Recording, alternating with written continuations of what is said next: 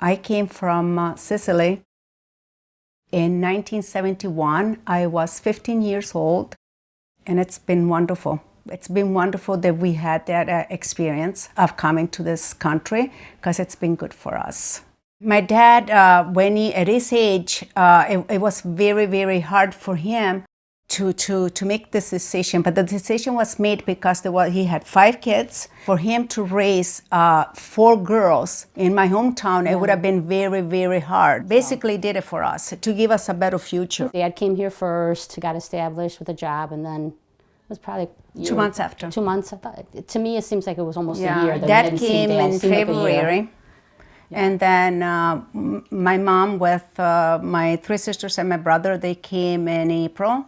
And I stayed behind with my grandma because my grandma was not, her papers was not ready to travel to America. So I stayed behind with her. So my grandma and I, we came in the 29th of May of 1971.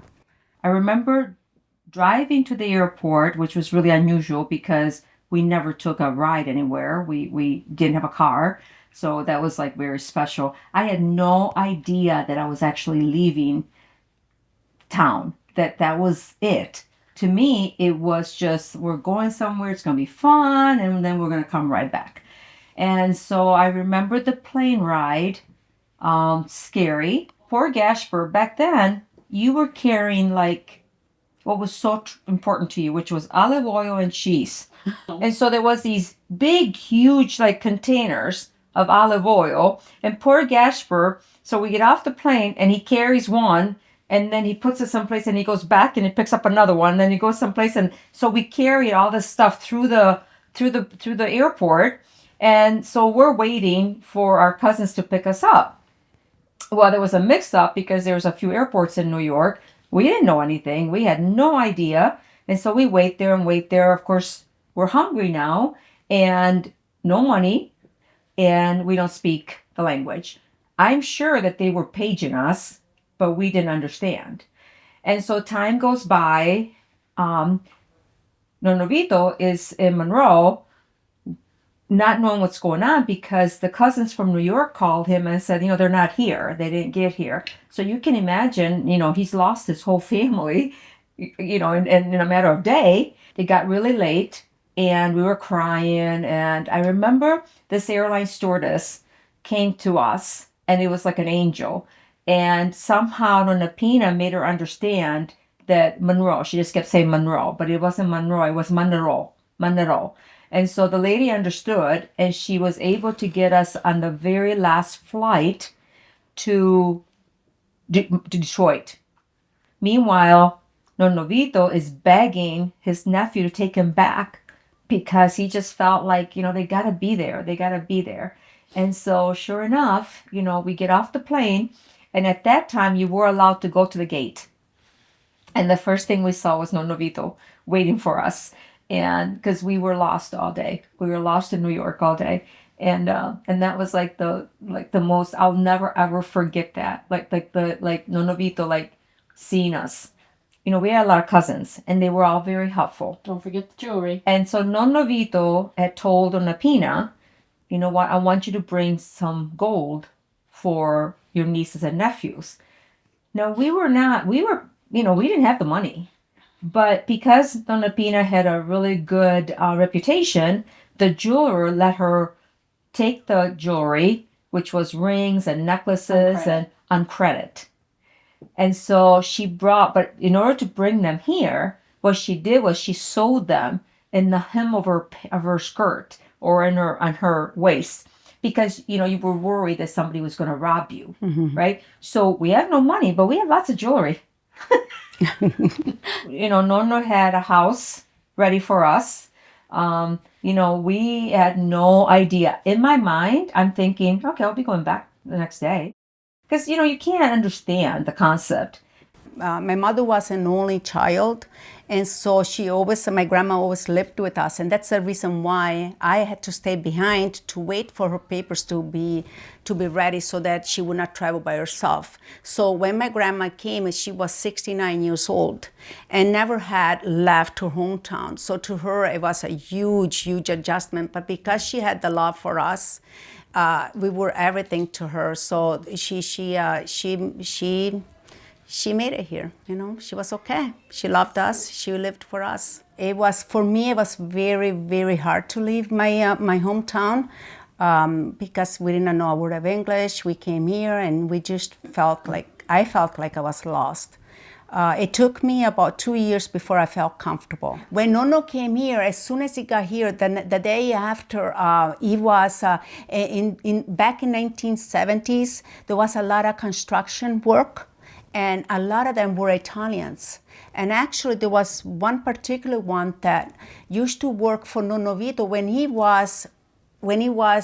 needed help in his farm. Well, those guys, they came here, they established themselves, they were in construction. So the very first day that my dad landed to Monroe, Michigan, they called them and said, do you want a job? Tomorrow we'll pick you up. So of course my dad, right away he went to work. Well, unfortunately in those days, what would happen was that they, yes, my dad did go to work, but he was paid half the amount of money that he was supposed to be getting. And so he worked like that for a little while. Then eventually he couldn't get into Ford. So eventually he got into the labor union, which that meant that he could get paid exactly what, for what he was working. And Grandma was working at the academy, housekeeping. She did that for quite a while. And she was able to do that because Nona, our grandmother, Nona Sasa, stayed with us. So she was like a grandmother nanny to us. So she was able to work out of the house because, she had her mother taking care of the children, her grandchildren. My mother, one thing about my mother was that she could make 2 pennies out of one. And by that I mean that she knew how to budget. She would not buy anything that was luxurious unless she would have the money to pay for it. She had no debts. There was no credit cards. Do her own baking, her own cooking. She made soups stretched out for 8 people. The soups that were amazing, and the vegetable garden. Just really the old-fashioned way. Nothing canned. She made everything fresh, and we always had food. Yeah, there was a little bit of a discount, but Mom still, she had to pay for the schools, and she was very good at budgeting. Then eventually we all got jobs. I remember I must have been 16 when I started working at the convent, and working there and going to school at nighttime. It helped us to be able to make ends meet. Yeah, I remember paying for freshman year my at the sister academy. Sarah, she went to work at the greenhouse, and because she went to the academy, and that was very expensive even back then, she used to pay for her own tuition. I did too. I paid freshman year. It was $1,000.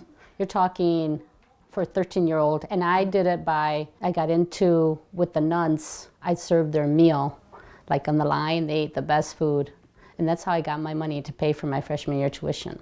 It was hard. It was really hard in the beginning. There was a lot of times that,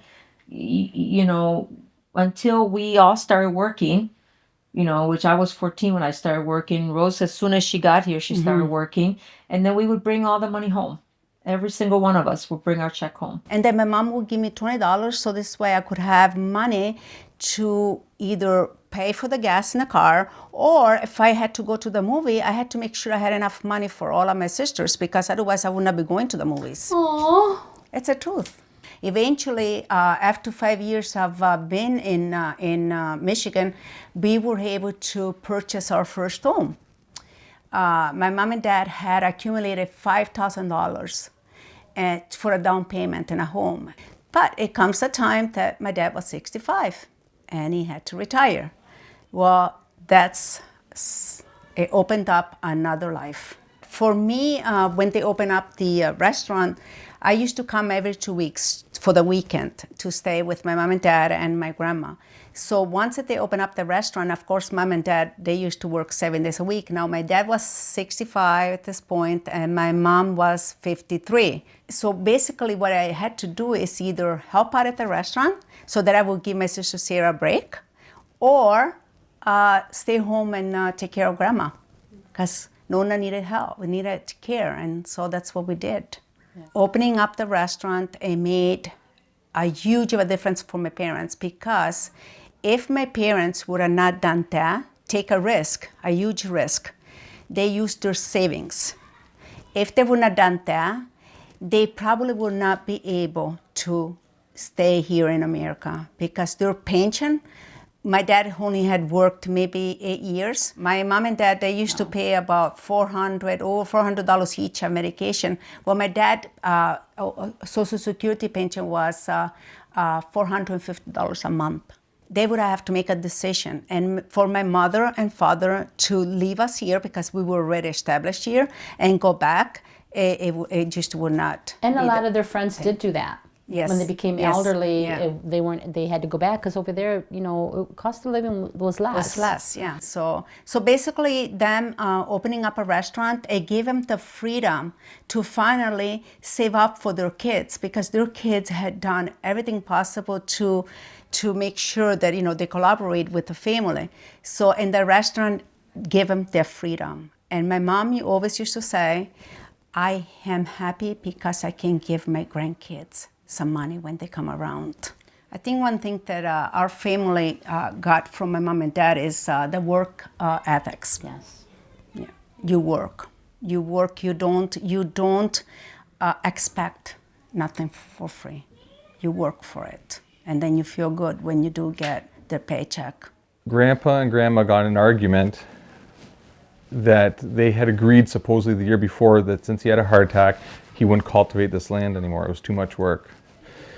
So there was an argument, and they came to a decision that this would be the last year, under the guise that I would run the rototiller to plow this acre of land, so then he would just have to seed it and take care of it.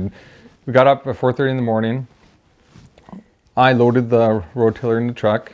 As soon as we got there, it was about 5 o'clock in the morning, I unloaded it. And I was looking for a little bit of guidance. I didn't know what I was doing. I just kind of showed me where to do it. And it says, okay, now that we're here and no one else is around, go in the truck and go back to sleep. You're not touching the machine. So I wasn't allowed. So he actually did it. And then he had a determination and a will. It was hard working.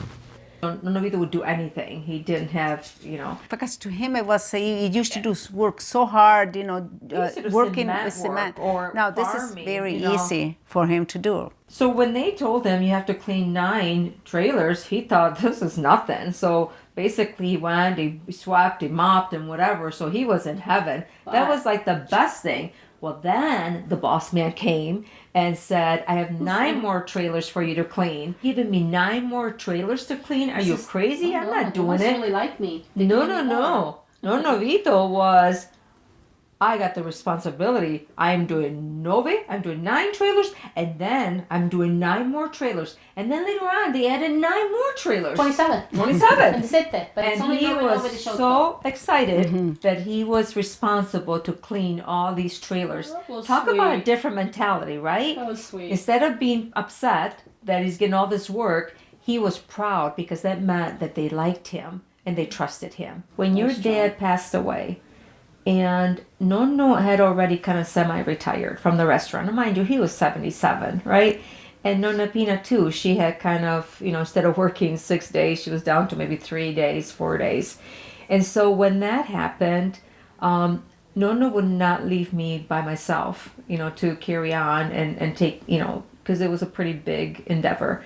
And so he came right back to work, working from 4 in the morning, making, 200-300 pounds of bread a week, and then working till late at night because he said, I'll never leave you, So I always felt the strength from them. Although they didn't speak English, and of course we had to take over and be the ones to take them to the doctor.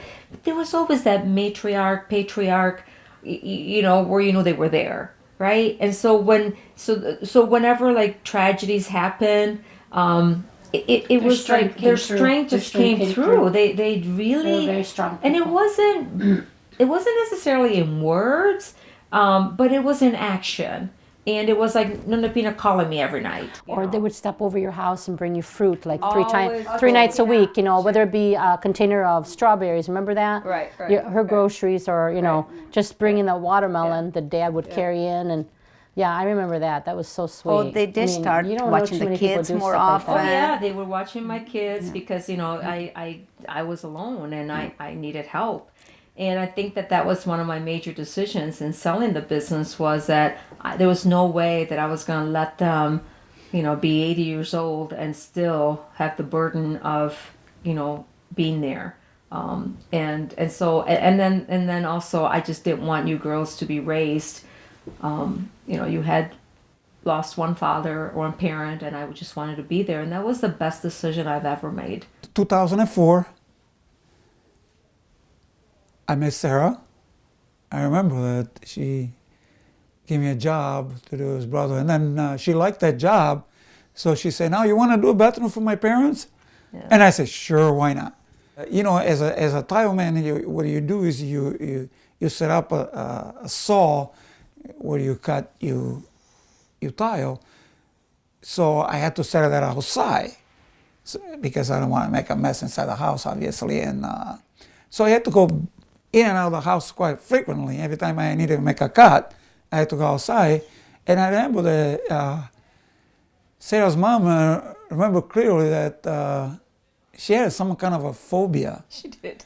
And when I was going outside, it was okay. But the problem came when I had to go back home, because every time I go out, she locks the door on me. Lock the door. And I'm there knocking on the door. Many times I said, "Don't worry, I'm here. Nobody's gonna do anything to you." But she just couldn't do it. She have to lock me out every time I go out. I didn't know if I was gonna finish the job. So then I had this idea to put a Nonovitos by the front door. He sit in a chair as like a guard, so he can open and close the door as I was going in and out, which is true.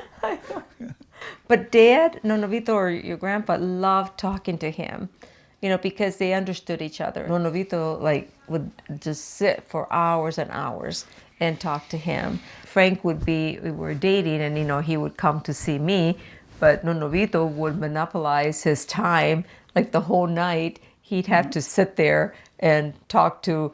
So the one thing that we got him to do was, so Nonovito came from that old-fashioned world that men don't do dishes. And so when Frank came over, of course, he wanted to be next to me doing dishes, while Nonovito wanted his attention. So next thing you know, he's doing dishes too. The other thing was that he'd let him get away with driving when I had to take the keys away, because he was getting very forgetful and he got lost a few times. One time, I remember that nobody was home. It was me and Vito. We were talking, and I remember that he was not allowed to drive the car anymore. And the car was on the neighbor driveway. Yeah. But Sarah forgot, or she left at home the keys, so I found the keys. So I grabbed the key and I say, "No, Vito, keys!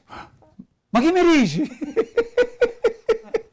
Get the car out of the He was going so fast, you had to catch up with him. He ran through. How happy he was. So just driving the car from the neighbor's house to our driveway, like, made his day. And he, you know, let it happen. So that's why, like, they bonded so much. I met Sarah, and she had two wonderful kids of her own. But after about a few years, we got married, and consequently, now I had 4 kids, not 2 anymore. Which today they're wonderful young adults. I'm very proud of them. We've always been strong in faith. You know, Nonovito, he was very strong in faith, because, you know, he lived through the war. And I don't think you can live through what he lived through had he not had faith. So he told lots of stories about his being imprisoned, being like where he escaped death a couple times. And I think it was all because of his faith in God. And there's something that was guiding him to live. But this particular time, he said that him and two of his friends took off on foot through the woods, through farms, and landed in this farm where they were with this family for 3 months until things calmed down. And every time Dad would tell that story, he would actually cry. Yeah. Big tears. Yeah. And then he does come to find out that the rest of the people were going to the concentration camps, and that's when he escaped death. Well, then he was telling us the story about he was again, scrounging for food, and they would go out and find potato peels that people would throw out, and they were also using them to excavate mines. And some of them were so tired and exhausted. They didn't have the strength because they didn't eat well. They couldn't come up, so they would just stay down in the mines. So this one night he was exhausted, but something told them to go up. And he came up, and then the next day he found out that everybody down there had died. The mines had caved. And so, he has so much faith. And the one thing with my dad was that because what he went through, he never despaired. Like, even when he was very sick, he never complained, or he never said, why me? Or when we bought the restaurant, and here he is, 60-some years old, and he's investing in a business, right? And, things were retiring. Yeah, things were bad. In the beginning, we were just living from week to week because we really didn't know what we were doing when we started it. But Nona he always had the optimism of saying, we have food, we have family, everything will be fine. His thing was, no te preocupare, filha mia. My hope is that the parents will pass on what I have taught Kara. And that's always to trust in God, be faithful, be good to others, be kind to people. You don't want to do good things just because you think it's going to come back at you. You want to do good things because it's the right thing to do.